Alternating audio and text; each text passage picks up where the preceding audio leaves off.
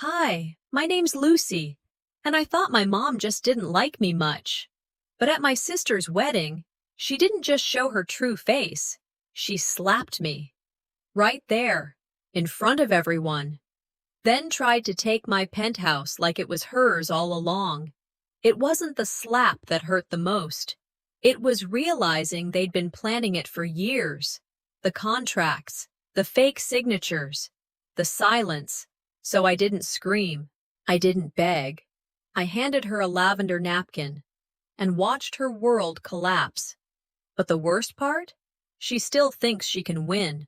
The Charleston sun had just begun to dip when I stepped out of the car, the estate's grandeur spilling across the manicured lawn like a magazine spread. White roses curled around iron gates. String lights floated above polished marble walkways. It was beautiful, too beautiful for a family like mine. I adjusted my dress, suddenly aware it didn't belong in this picture. I wasn't late, but no one noticed I'd arrived. Inside, names glimmered in gold across the place cards, except mine. I searched twice. Nothing. Just a generic guest by the back table, near the kitchen doors. I could already feel the heat from the ovens. The bride, my older sister, stood in the center of it all, her smile blinding, her dress hand-beaded and tailored like a movie star's. People swarmed her like bees. I didn't blame them. She looked like she belonged here. I, on the other hand, had always been the quiet one, the youngest, the invisible. My mother swept past me without even a glance. I opened my mouth, thinking maybe I should say hello, but the moment passed. It always did. They never see me, I muttered, mostly to myself. They never have. I hadn't planned to make a scene. I came out of obligation. That, and because my father would have wanted me here. He always believed in keeping peace, even if it meant swallowing pain. And then she found me. Geraldine, my mother, was suddenly at my side, her perfume hitting me before her words did. "You're still living alone in that penthouse?" she asked, feigning curiosity like it was casual conversation. I blinked, unsure how we got from greetings to property in one breath. "I am," I answered carefully. She gave a slow, disappointed nod, as if confirming something dreadful. "You know, it's not really practical for someone like you. All that space, wasted." It wasn't a question. It was the opening move. And just like that, I was 16 again, standing in our kitchen after that Thanksgiving disaster. I didn't start the fight, but I took the fall, always did. I'd been trained to stay small, to nod, to not raise my voice. The ceremony was a blur after that. From the far corner of the tent, I watched them exchange vows under a canopy of white orchids. Geraldine stood front and center, beaming like a queen. The photographer circled them like a hawk, capturing moments for history books. No one noticed I was seated near the servers. I caught my reflection in the silver tray a waiter passed. I looked still, detached. The music played, but I wasn't hearing it. I thought about Dad, about how he'd whisper, "You matter, Lucy," when no one else would. That voice was missing tonight. The reception hummed to life, laughter rising with the champagne bubbles. I moved through the crowd like smoke, seen only when backlit. Near the bar, Geraldine waited, sipping from a crystal glass like it was part of her hand. "I'm glad I found you," she began. "That was never good." "She deserves that penthouse," she said next. "She's starting a new chapter. She needs a real home." I stood straighter. "Mom, that place was part of Dad's—" "Don't start that," she snapped. "He left it in your name because he felt sorry for you. But now it's time to think bigger than yourself." I swallowed the sharpness in my throat. "It's not a gift to pass around. It's where I live." She leaned in. "You don't even have a man, Lucy. No children, no legacy. What are you really doing in that space?" I stared at her. Calm outside, inside, a storm. "You've always taken more than you gave." she added, as if reading off a verdict. I didn't reply. Not because I agreed, but because anything I said would bounce off her like rain on glass. I turned to walk away. Her grip on my arm was sudden, hard. Don't you dare turn your back on me, she hissed. And then came the slap. Hard, open palm, right cheek, loud. The music stuttered. Conversations died mid-sentence. I didn't hear anything but the echo. My skin pulsed, but my eyes didn't water.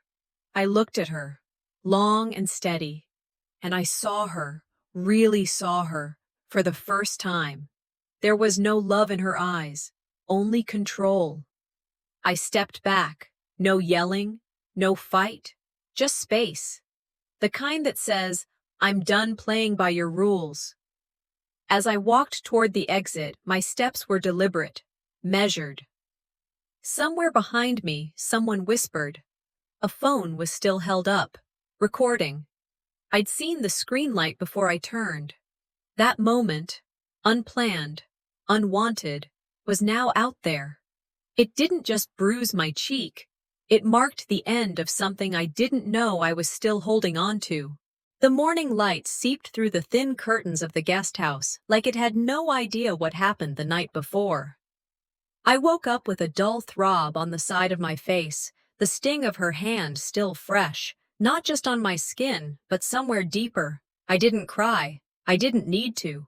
I'd done enough of that over the years, and it never changed anything. No knock on the door, no footsteps in the hall, just quiet, cold and intentional. Outside, I heard the clatter of breakfast being set, the sound of champagne flutes clinking, and faint laughter drifting across the lawn. They were already back to pretending, the whole circus back in motion.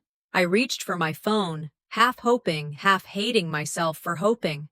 No missed calls, no texts, not even a message from Sable. You'd think after someone slaps their daughter in front of an entire wedding, they'd at least check to see if she's breathing. But not my mother. Sometimes the silence hurts more than the slap. I sat up, stretched, and stared out the window, wondering how many people saw it. Really saw it. I wasn't looking for sympathy, just acknowledgement. Something. Then my phone buzzed. It was a text from an unknown number. One line, "You didn't deserve that." And a video file attached. I hesitated, then tapped play. There I was, frozen mid-step, her hand raised, her voice loud enough to cut through the jazz band. I heard the words clearly. "You've always taken more than you gave." Then came the slap. The collective gasp from the guests. My stillness, her fury. I played it again. And again. Not to relive it, but because, for once, it wasn't just in my head. I had proof. I wasn't overreacting. I wasn't being too sensitive. Someone saw it. Someone sent this because they knew it wasn't right. Maybe I wasn't as invisible as they wanted me to feel. I tucked my phone into my pocket, still stunned, still holding that strange mix of humiliation and something else. Not pride exactly, but the kind of grounded feeling that says, you weren't crazy. That happened. I got dressed and made my way toward the main house. Breakfast was already underway. Geraldine sat at the head of the table, laughing softly at something the minister said. Sable sipped orange juice, her diamond earrings catching the light like tiny daggers. I took a seat, quiet, watching. Rough night? Sable said, eyebrows lifted. You looked pretty dramatic. I said nothing, just buttered a piece of toast like we were discussing the weather. My mother glanced over and poured me coffee like we hadn't collided violently 10 hours earlier. Toast, sweetheart? I held her gaze. No thanks. I still have a bit of an aftertaste. From the slap. The room froze. Forks hovered mid-air.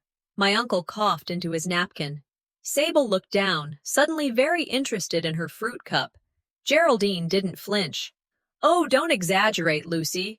You always were a bit dramatic. Sensitive. Am I? I asked quietly.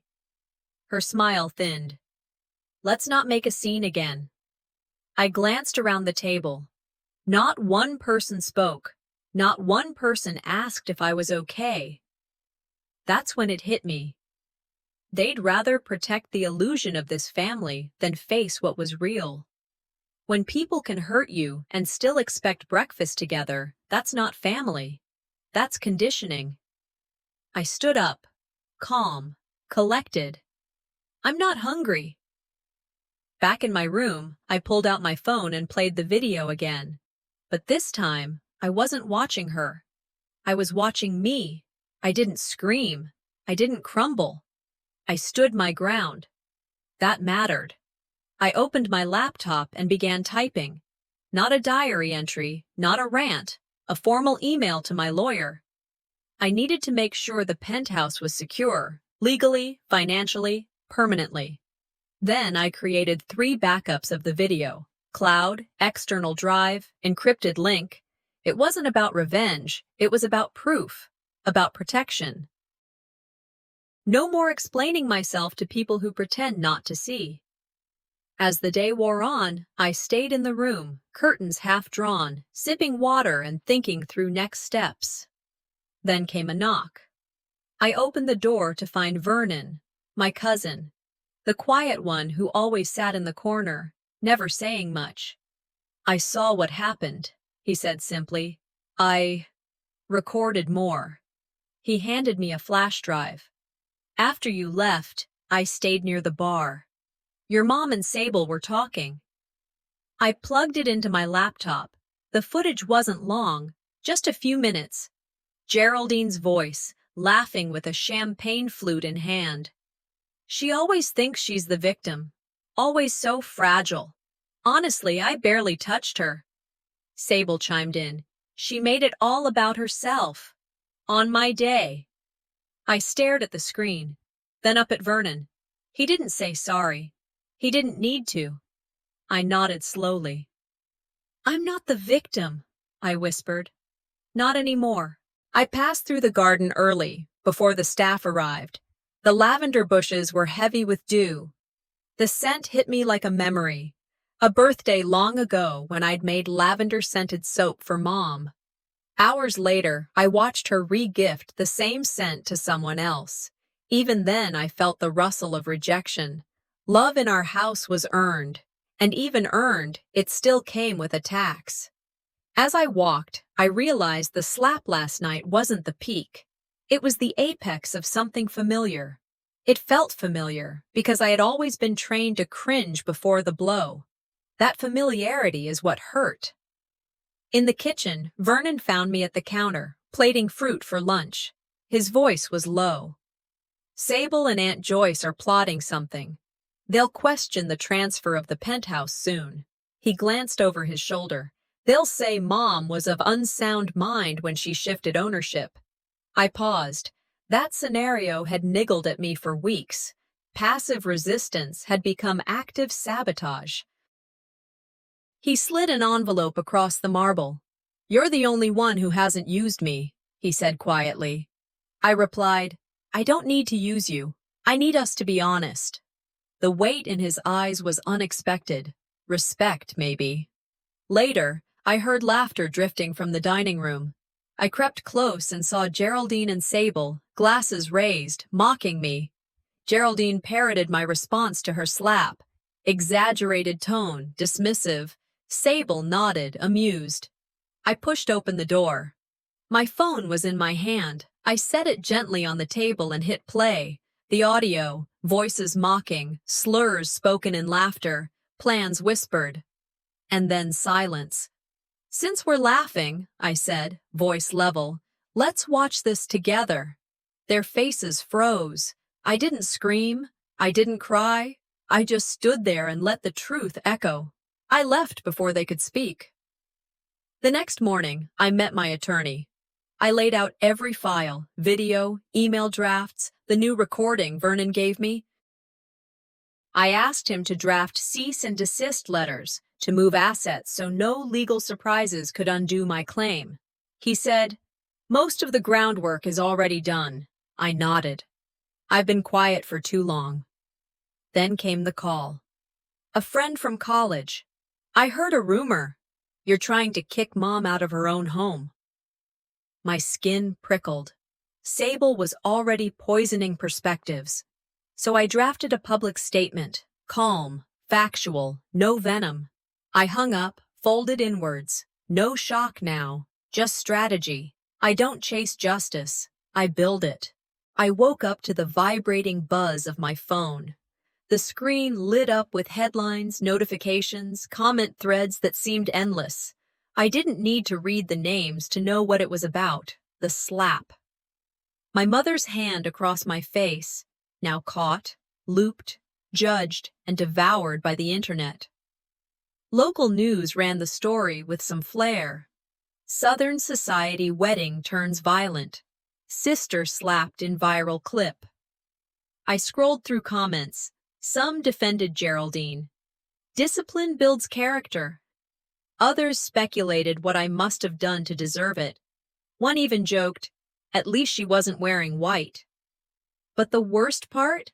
Old family friends, people who'd eaten at our table, praising my mother, applauding her for handling it with grace. It hit different seeing their real opinions written out. No more masks, no more pretending this was just family tension. It was now public theater, and I was the unwilling star. By noon, Geraldine summoned us to the library. Immediate family only, as if drawing lines wasn't already her specialty. She started with a sigh and what passed for an apology. I may have overreacted, but I'm your mother. Sometimes mothers must correct. Then she pivoted, like she always did, straight into leverage. You will sign over the penthouse, she said. It's the right thing. For Sable's future, and frankly your reputation. Do this or I'll make sure the press hears about your little business manipulations. You think they're on your side now? Sable didn't speak. She just crossed her legs and smirked. Lindley, ever the enabler, added, You should really think about what you're doing to this family. Wendell stared at his shoes. Colton leaned back in his chair like he was watching a trial. I didn't flinch. I just asked, Do you have the paperwork?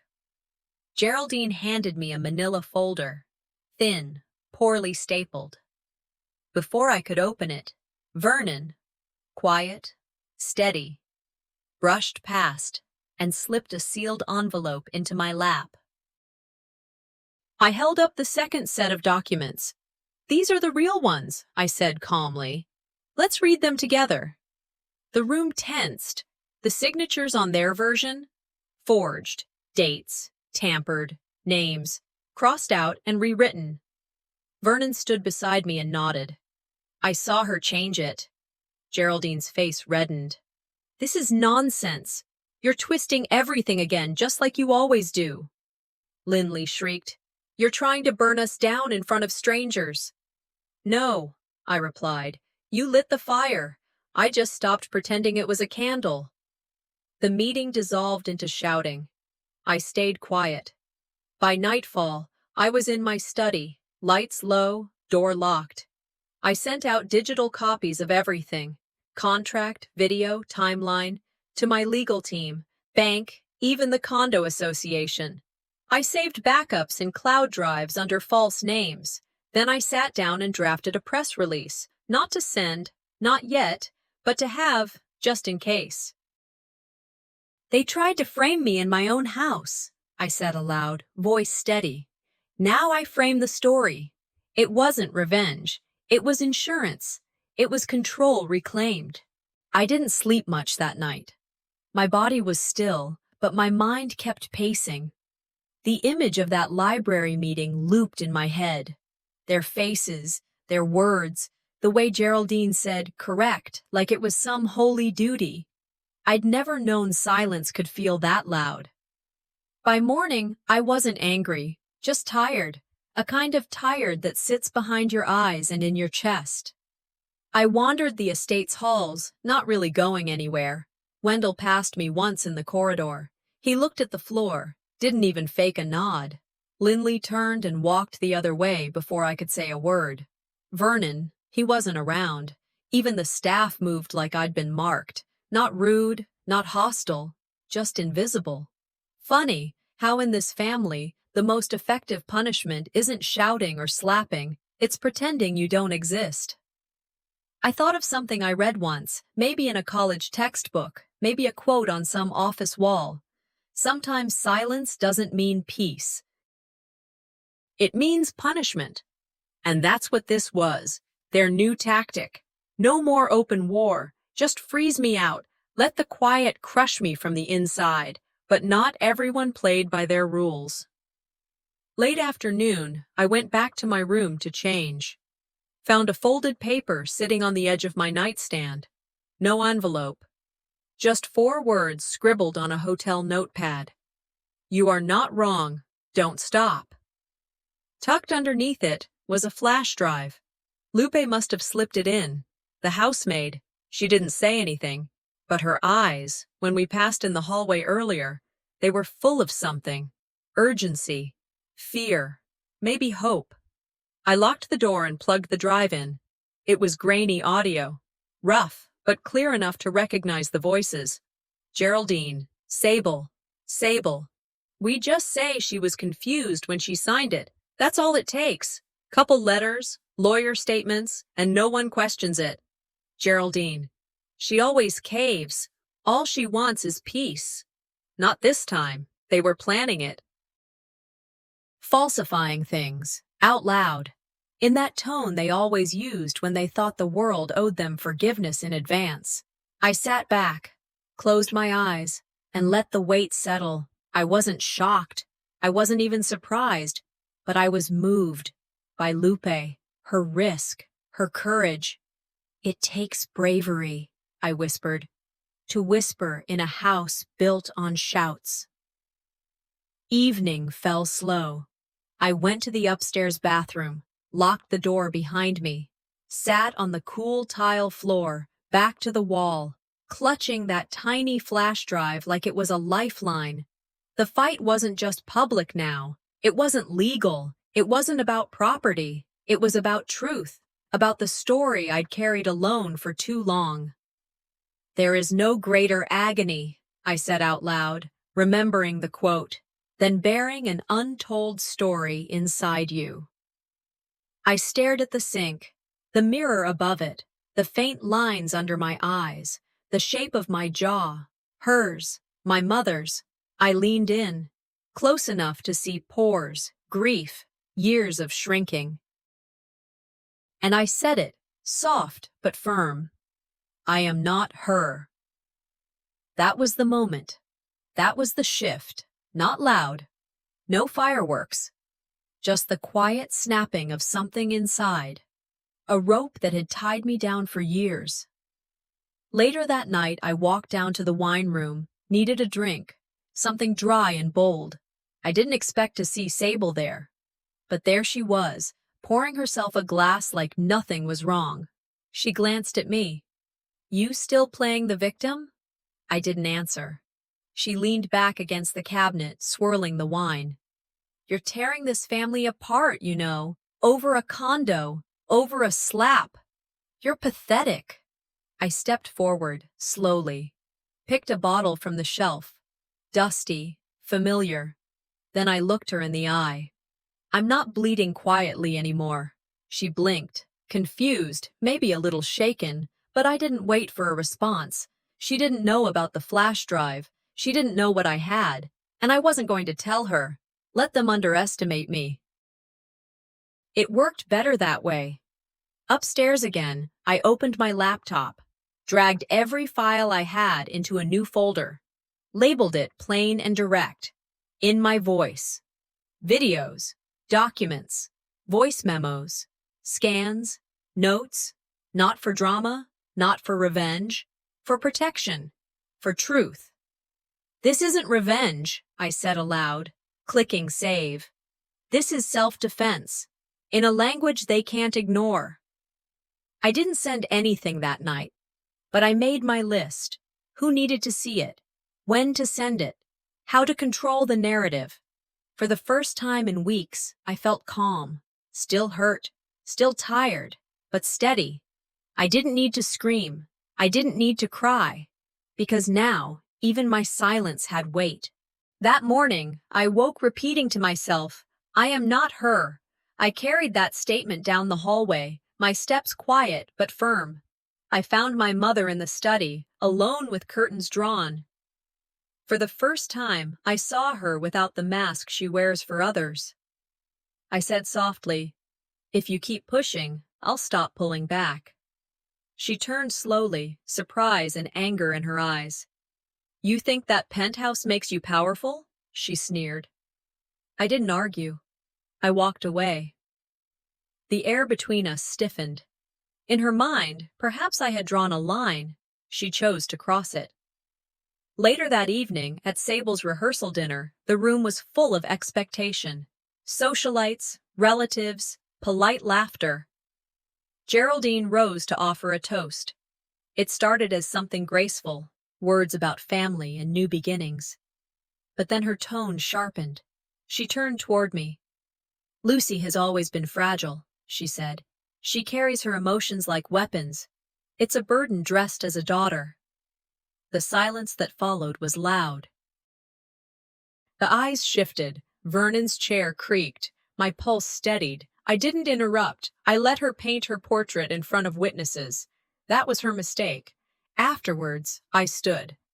Thank you, I said quietly. I plugged my laptop into the restaurant's projector. A flash drive, known to few, held our secret. The room dimmed, and Geraldine's voice echoed. Change the ownership legally. No one questions a mother who proclaims she was manipulated. Then Sable's voice. We'll frame her as unstable, and that gives us cover. Gasps filled the air. Mid-recording hands lifted phones. Vernon rose. Geraldine screamed, demanding I stop. But I continued, playing their betrayal in full. I watched disbelief settle into faces. At that moment, I no longer defended myself. I defined the narrative. After the reveal, the room unraveled. Guests whispered and moved away. The groom's parents glanced at each other and left. Geraldine tried to spin it as taken out of context, but no one listened. Vernon approached me, asking if I was okay. I've been okay longer than they think, I replied. I just stopped proving it. Sable ran. I remained, in the quiet aftermath that I earned. Back in my room, I deleted the projection's audio file, kept a backup elsewhere just in case. I emailed a copy to my real estate lawyer. I repeated an insult my mother had spat earlier, softened by truth. I'm more than your daughter now. I looked in the mirror, adjusted my lipstick, and whispered, let's see what tomorrow brings. I woke up before the sun even considered showing up. The house was still, not even the usual creaks from the floorboards. I sat at the edge of the bed, staring at the flash drive one more time, breathing in steady. My hands folded a lavender napkin on the nightstand, a small habit I'd kept since I was a teenager, one that reminded me I still had control, at least over something. I chose a navy suit, sharp, simple, unshakable. No perfume, no jewelry, just what mattered. As I walked down the hall, I wasn't scared. I wasn't hoping for anything either. I just knew what I had to do. Today, I told myself, they'll hear me, even if I say nothing.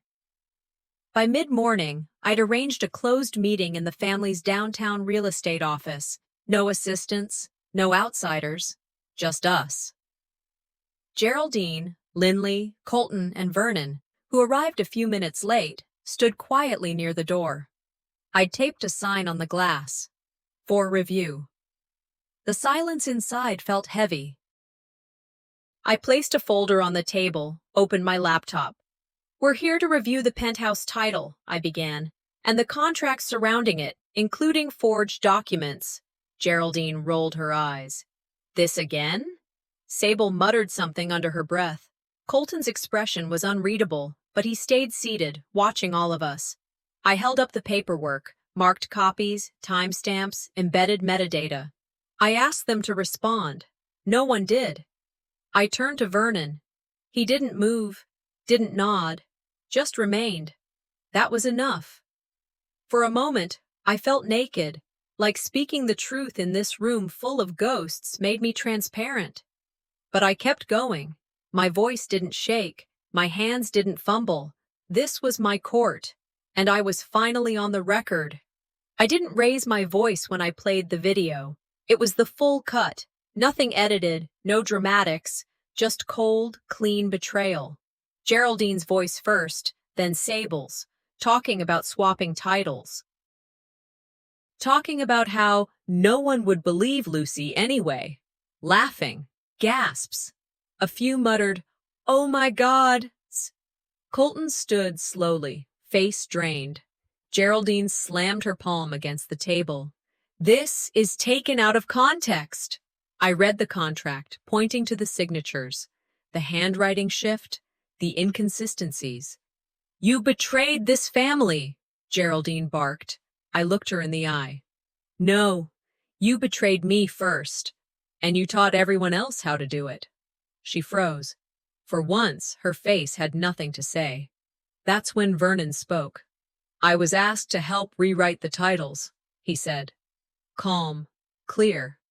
"I didn't, but I archived everything."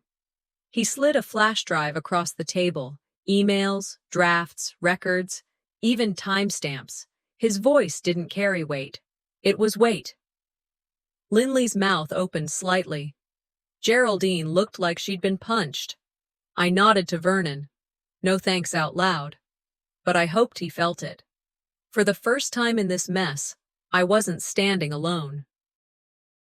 The meeting ended in silence. No shouting, no accusations, just people walking out one by one, like they'd just heard a will read and didn't like what they inherited.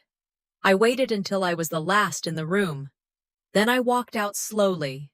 In the hallway, I paused. Geraldine sat by the window, staring outside. I could have said 100 things. I didn't. I'd already said everything that needed to be said. They didn't need my gloating. They'd already lost the one thing that used to control me: fear. Outside, the morning light hit different, brighter. I didn't smile. I didn't cry. I just kept walking. Tomorrow, they'll have to decide whether to face me or fight me. I woke up before the sun touched the windows. Couldn't even pretend to sleep. I sat up, reached for the manila folder on the nightstand, opened it for the 5th, maybe 6th time. Everything was in there. Legal filings, scanned deeds, audio transcripts, digital backups on 2 separate flash drives. I had checked each line, each stamp, each date. Again, I placed the folded lavender napkin in my coat pocket. That one act steadied me more than any piece of paper could. I dressed deliberately. Something quiet but clean. I played the words over in my mind, not like a speech, but like steps I'd memorized after too many years stumbling. Before I left, I paused at the window. From there, I could see the outline of the penthouse, just a silhouette against morning haze. Not a prize, not a monument. A reminder of everything I'd had to crawl through to get here. "They'll finally see me," I whispered to the glass. Not the version they built. The one they tried to bury. By 9, I stepped into the private reception hall, rented under the family company's name, supposedly for board celebration. Geraldine had arranged it. She thought she'd be the one celebrated. But I walked in first. The room held about 20 people, key family, longtime investors, and the board. Geraldine stood at the side of the room, chatting like it was just another brunch. Linley held a flute of champagne. Sable kept checking her phone. Vernon sat in the back corner, quiet but alert. I walked straight to the podium. Geraldine's smile stiffened. "Thank you all for coming," I began. My voice didn't shake. "Today isn't about celebration. It's about correction." Silence. Then some murmurs. "I'm here to reclaim control of the penthouse and expose what was done to strip it from me." I lifted the corrected deed into view, along with archived ownership records, Not copies, originals, legal stamps, court accepted. A few gasps. This, I said, holding them steady, is not a protest, it's restoration. Lindley looked like someone had poured ice water down her back. Geraldine opened her mouth, then shut it. I didn't need theatrics.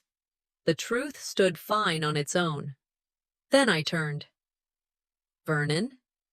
He rose without delay, walked to the front, and nodded. I can confirm all of it. The documents are valid. I watched them be falsified. I refused to help. I backed it up. He placed his own file beside mine. I turned toward the seated crowd. Any objections? None. Instead, a voice spoke from the middle row. I support this, said Eunice Blackwell, longtime investor. She stood. This is the leadership we should have had years ago. A few heads nodded. Even Thomas Wright, who once dismissed me at a shareholders' meeting, gave a curt nod of acknowledgement. Geraldine stepped forward, defiant. This is manipulation. But no one moved, no one clapped, no one stood beside her. She was still talking, but no one was listening. For the first time in my life, the power in that room wasn't hers. I didn't need to prove I belonged. I already did. I stepped down quietly. Back in my study, I didn't pop champagne or slam drawers or gloat in the mirror. I sat down. I took a breath. Then I drafted a short email to the press. Effective immediately, legal oversight and ownership of the penthouse has been restored. No further comment. There is no war. Only truth. I didn't include Geraldine's name. No public shaming. No press tour. Some victories aren't about making someone lose. They're about walking away clean. Later that evening, before leaving the office, I called the attorneys, told them to start the formal transition, not to humiliate her, just to finalize it. On my way out, I saw the ceremonial key Geraldine once gave me for show, wrapped in satin, useless as it was petty. I took it with me. Back at home, I found her already there, sitting in the foyer, like she'd been waiting all day.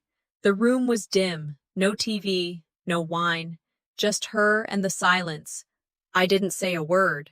I pulled the lavender napkin from my pocket and held it out. She looked at it, confused, or maybe just broken. Her hand shook when she reached for it. I turned and walked away. Tomorrow will either rebuild or break us all. I woke before dawn again. But this time, it wasn't anxiety that pulled me out of sleep. It was peace.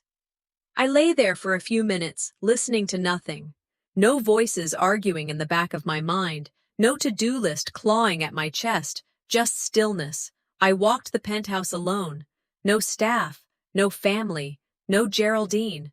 The light was soft, spilling across the hardwood floors I once scrubbed on my knees. I touched the molding I'd chosen, the kitchen counter I'd fought to save during renovations. Every inch of this place had been built twice, once with my hands and once with my silence. I paused in the living room, where I'd once folded that lavender napkin for the first time, not because it was pretty, but because I needed to hold something clean, something mine. I didn't need applause. I didn't want fanfare.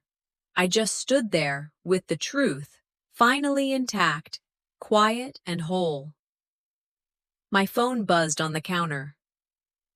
Messages of support. Emails from people I didn't know, some kind, some curious, some opportunistic. Media requests, business pitches. Even a message from the city councilwoman, proud of what you did. I set the phone down, then I got dressed, again, deliberately. Not for them, for me. Late morning, I returned to the family estate for one last time. Everyone was there. Geraldine, Lindley, Colton, Vernon. No lawyers, no investors, just us. I'd asked for one final gathering, not for a fight, for a finish. I want to speak last, I said, the moment I walked in. Geraldine looked older than I remembered. Or maybe I just hadn't really looked at her in years.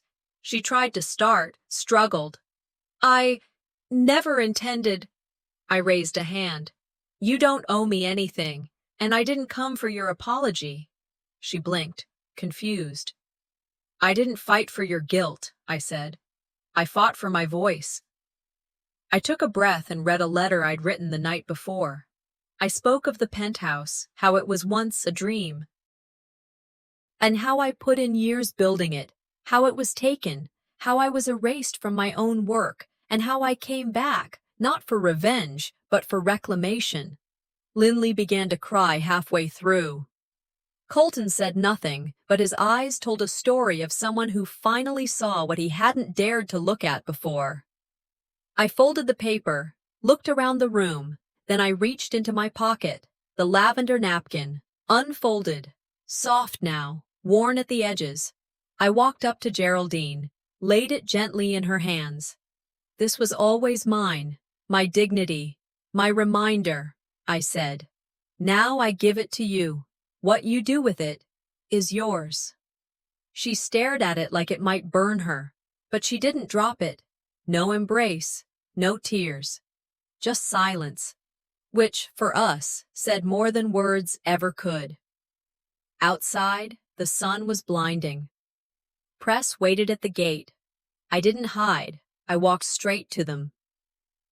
This is not a war, I told the cameras. This is a new chapter.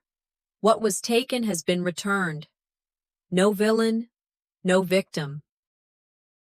Just truth. I handed them copies of the final documents, spoke for under 5 minutes. Then I stepped back. Some reporters asked about Geraldine. I didn't answer. Let them spin. I was done playing the version they wanted. Later, I sat alone in my car in front of the estate. Not sad, just full. I didn't look back until I was already halfway down the drive. In the rearview mirror, I saw the house, the family, the memories, fading, but not erased. I called Vernon. Thank you, I said. His voice was low, but steady. You gave us all something to finally see. By the time I reached the freeway, I'd made my decision. I'd restart my architecture firm. But this time, it would be under my own name. No initials, no hiding, no inherited shadows. The pain hadn't disappeared, but I wasn't carrying it anymore. At the next stoplight, my phone rang, a number I didn't recognize. I hesitated, then answered. A woman's voice. Hi, this is Melinda Reyes from Morgan Stone. We followed your story. We'd like to talk. I smiled. My life beyond the battle was about to begin.